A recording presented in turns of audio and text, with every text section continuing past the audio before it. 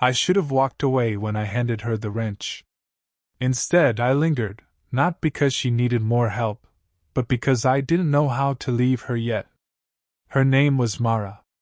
Late 40s, lived 2 doors down from me in this quiet, peeling apartment building where nobody talked to anyone unless there was a leak or a fire. I'd seen her around, that kind of woman who looked like she used to laugh louder, love harder. Now she just kept her coat on a little too long when she got home. Like she wasn't sure she belonged in her own space. The kitchen faucet in her unit had burst. I was fixing mine when she knocked, said the super wouldn't answer, and she didn't know where else to go. I didn't ask how long she'd been standing in that hallway barefoot, holding a dish towel like it could stop a flood. She led me in. Quiet place. Dim. Dust on the shelves like maybe she'd only just started living again. I didn't look too long. I didn't want her to think I was looking. But I was. She crouched next to me while I tightened the valve. I could smell citrus on her sweater, something fresh that didn't match the way her hands trembled slightly when she offered to hold the flashlight. "You live alone?" she asked. "Yeah," I said. "You?" She didn't answer. We stayed like that. Not touching, not talking much. But too quiet for it to be casual. Too aware. I dropped the wrench and it clattered hard on the tile. She flinched. I apologized, too fast, too soft. She laughed once, under her breath. I looked up. She was already looking down. "I used to fix everything myself," she said. Then I stopped pretending I had to. There was something in her voice. Not flirtation. Not gratitude. Something closer to a dare. I stood up. We were too close. That hallway between her kitchen and her bedroom, too narrow for this. Her shoulder brushed mine as she passed behind me to toss the towel aside. The air changed. Heavier. "You okay?" I asked stupidly. She looked at me. The kind of look people give when they've already made a decision. "I don't do this," she said. "Do what?" She stepped closer. Not suddenly. Like she was giving me time to back away. I didn't. She pressed one hand lightly against my chest, guiding me, slow but certain, until my back met the wall. "I said," she whispered, "I don't do this." Then softer, like she was saying it to herself. "But you make me forget why I stopped." Her hand stayed on my chest. She looked at me like she was about to stop herself, then didn't. Then she pushed. Not hard. Just enough to pin me. Just enough to make sure I didn't run. Her lips were an inch from mine. Then came the words, quiet, breathless, dangerous. "Now you're mine." She stepped back like she'd caught herself mid-dream. Like she remembered who I was, or who she was supposed to be. I didn't move. I couldn't. My back still pressed to the wall, my pulse too loud in my ears. "I shouldn't have said that," she murmured, turning away. It was a joke. Bad one. It didn't sound like a joke. It didn't feel like one either. She walked to the kitchen and poured water into a chipped glass with both hands, as if she didn't trust herself to hold it steady. I watched the light from her window pool across the floor, catching the edge of her hair, darker near the roots, strands tucked behind one ear. She was beautiful in a way that snuck up on you. Not in the obvious sense. Not like girls my age with curated smiles and rehearsed laughs. Mara had weight. Stillness. Like she'd lived long enough to stop performing. I hated how much I noticed. Hated that I didn't know what I was to her in that moment, a boy, a fix-it favor, a mistake she hadn't made yet. She didn't ask if I wanted water. She just slid the glass toward me across the counter, not looking up. "I got divorced a year ago," she said finally. 20 years. Thought I'd feel freer than this. That stopped me. Not because of what she said, but how flatly she said it. Like someone telling you the weather, not their heartbreak. I didn't know, I said, and immediately felt stupid. Of course I didn't. We'd never had a real conversation before today. That's the point, she said, her voice low. No one here knows anything. I like it that way. I took the glass. I didn't drink from it. What changed? I asked. She looked up. You knocked, she said simply. I didn't know what to say to that. The air between us was too quiet again. The kind of silence that feels like someone is waiting for something. I thought about stepping back, thanking her for the water, leaving like none of it happened. Instead, I asked, Do you want me to go? She didn't answer right away. Just leaned against the counter, arms crossed, thumb brushing the inside of her elbow, nervous gesture, I realized. A habit, maybe? I should want that, she said. But I don't. I was halfway through my breath when her hand reached across the counter, fingers brushing mine as she took the glass back. Barely touching. But it felt direct. Intentional. Stay a little longer? She asked, not quite meeting my eyes. And just like that, the whole room shifted again. I didn't trust my voice, so I nodded. But what I wanted to say was, I don't think I can leave. She poured herself another glass of water but didn't drink it. Just held it, swirled it, like the sound might fill the silence between us. I was still standing, one hand on the back of the chair I hadn't sat in. My jacket was half off, slung awkwardly over one shoulder. I should have left by now. She motioned to the worn couch near the window. Sit. Unless you're late for something. I'm not, I lied. The cushions sank beneath me. She sat on the other end, legs tucked beneath her, far, but not far enough. Her sweater slipped a little off one shoulder. She didn't adjust it. We talked, but I don't remember what about. Nothing important. The kind of things you say when your chest is full of everything you're not allowed to say out loud. Then a pause. The kind that lands like a held breath. I don't usually talk like this, she said. To anyone. Like what? She shook her head, smiling faintly. Like I expect to be heard. I watched her then, really watched her.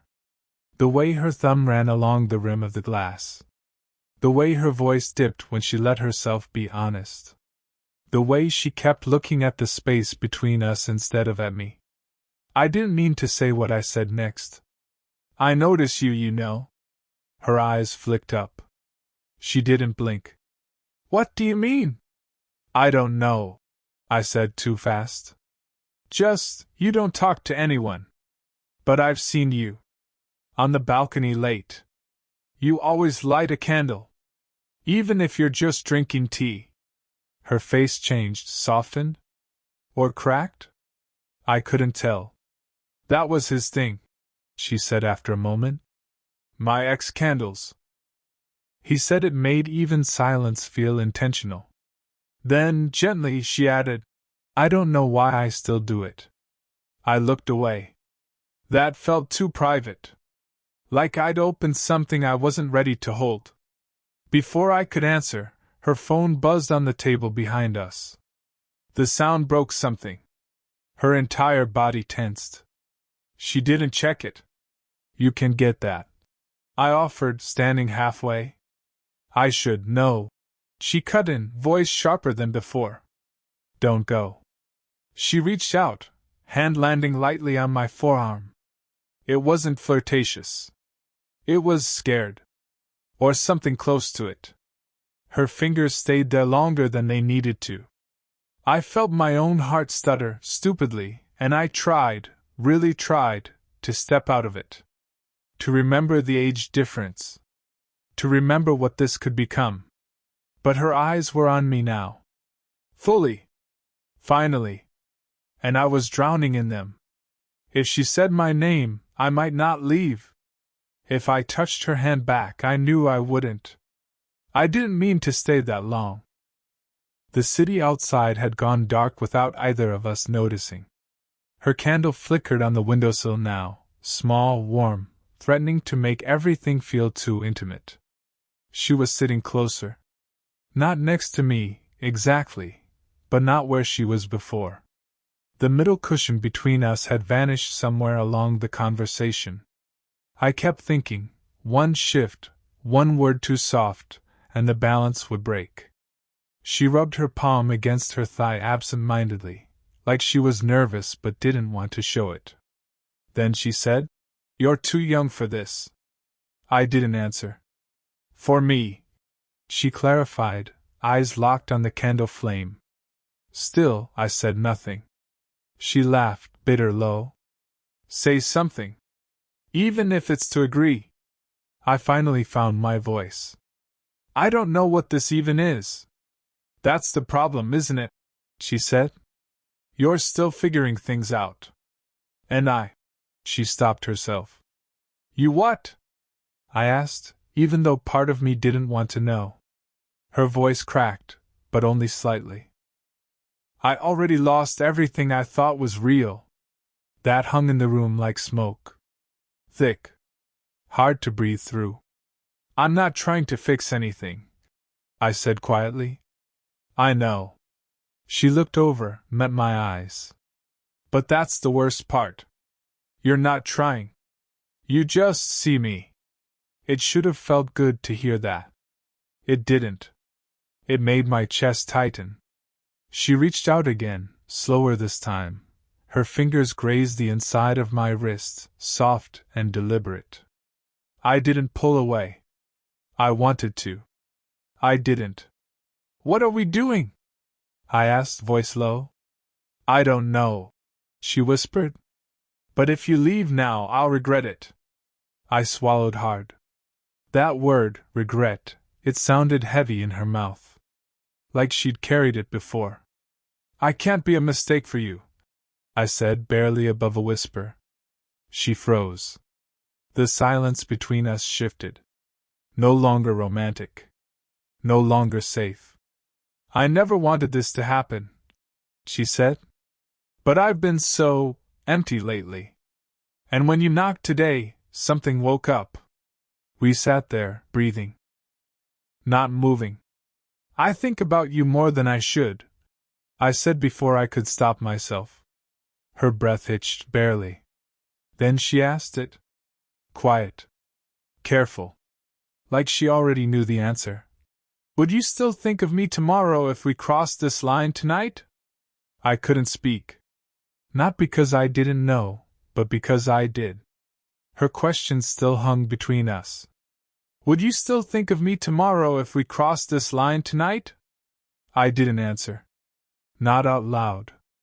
I shifted back slightly, creating just enough space for the ache to breathe. She noticed. She folded her hands in her lap like she needed to stop them from reaching again. Then her phone buzzed again. She stood, this time checking it. The light from the screen washed over her face, and something changed in her expression, not panic, exactly, but a silence deeper than the one between us. She locked the phone. Didn't say a word. "You okay?" I asked. She hesitated. Then, "That was my daughter." My stomach flipped. I hadn't known she had a kid. "She's 22, she added. "Lives in Chicago. Haven't spoken to her in weeks. And now she's flying in. Tomorrow." She looked up. Her eyes weren't wet, but they looked like they wanted to be. "She said she wants to talk." "Really talk?" "That's good," I offered, though I didn't sound sure. "She knows I wasn't a great mother," Mara said, her voice like glass against stone. "And now she's coming to say all the things I probably deserve to hear." I stood slowly. "You don't know that." "I do." She walked to the window.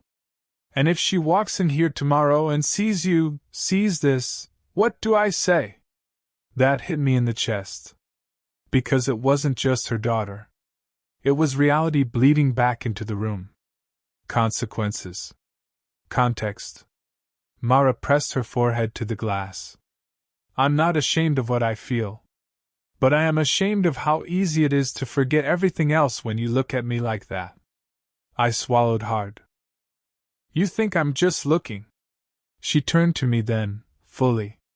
Something in her eyes I hadn't seen before, fear, and something else, maybe guilt. I knew who you were before you knocked. I blinked. What? I recognized your last name. I've seen your mother. She came to my support group. Years ago. When she was trying to leave your father. The floor dropped out from under me. I only went twice, she added. But your mom sat beside me both times. Shaking like a leaf but pretending to be fine. You have her eyes. I sat back down, slowly. You never said anything, I said. I didn't want it to mean anything, she replied. But then you helped me today. And then you stayed. And then, she broke off, breath unsteady. Then I stopped pretending. Everything tilted. She wasn't just the older woman I'd been falling into. She was a living part of a past I'd worked hard to forget. She walked closer, hesitant. Does it change what you feel? I didn't know what to say. Because yes. And no. And it made everything more real. More dangerous. More alive. The room was still. Not the romantic kind of still, the kind that creaks at the edges. The kind that makes every sound sharper than it should be. The candle on the windowsill had burned low. The shadows on her wall had shifted, stretched. Mara stood in front of me, arms folded, eyes guarded. Like she was bracing for the version of me that might hate her for knowing too much. I sat on the edge of the couch, elbows on my knees, hands locked like I was holding something inside. I remember that year, I said quietly. My mom barely ate. She used to keep the TV on all night so the silence wouldn't feel so loud. Mara didn't interrupt. Didn't move. She lied to everyone. Said she was fine. Said he never touched her. I was 13, but I wasn't stupid. I saw the bruises when she forgot to wear sleeves. She lowered her arms slowly, like she was setting down something heavy. I'm sorry, she whispered. I'm not angry at you, I said. I'm just not sure what we are anymore. She came closer, but not too close. She sat on the coffee table in front of me, knees almost touching mine. Her eyes searched my face, like she was trying to find the part of me that hadn't changed. I didn't expect you to mean anything to me, she said. You were just a neighbor. A polite one. But the way you listened, the way you looked at me without pity. She paused. Then, quieter. Something in me cracked open. I exhaled shakily. I wanted you. I still do. But now it feels like I'm standing in two lives at once. One where this is real. And one where this should have never started. She nodded slowly, tears threatening but not falling. Then be honest. Right now. Which one are you going to choose? That broke something in me. I reached out, not impulsively, not dramatically, just enough to take her hand. I held it like it might vanish if I squeezed too hard. I don't want to lose what this could be. But I need to know it's not just because you're lonely. Or because I'm easy to forget. Her lips parted, like she was about to defend herself, then she stopped. She looked down at our hands. You're not easy to forget, she said. You're the first thing I'll remember when this all falls apart. I shook my head. I don't want to fall apart. And then, she did cry. Just once. Just quietly. I pulled her into me. Held her like I had something to prove. Not to her. To myself. To the version of me that always left before it got hard. She didn't say anything. But she didn't pull away. And for that moment, maybe just that moment, we weren't broken. We were honest. It had been 7 days since that night, the longest week of my life. Not because we did something dramatic or reckless afterward. We didn't. There was no affair, no late-night kisses. No blurred lines. We just stayed honest. The next morning, Mara made coffee. I sat at her kitchen table, still wearing yesterday's shirt, watching the sunlight catch in her hair. She looked different. Not younger. Just lighter. Like someone who'd stopped holding her breath. Her daughter came that afternoon. I wasn't there. I didn't ask for details, but I saw Mara 2 days later in the hallway. She was wearing slippers, carrying a bag of groceries. She smiled when she saw me, not like a woman caught in something. More like someone seen and accepted. We didn't talk about what almost happened that night. We talked about other things instead. Her favorite book she never finished, the scar on my hand from a kitchen knife, how she hated silence but loved rain. And every time we saw each other after that, it felt like we were writing a new version of that first night, slower, more real, less fragile. We didn't rush it. No declarations. No promises we couldn't keep.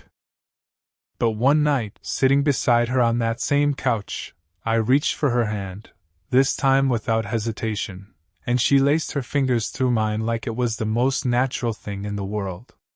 And I realized something. It wasn't about age. Or timing. Or the fact that she'd known my mother once, briefly, when everything in both of their lives was unraveling. It was about now. About the look in her eyes when she finally stopped hiding.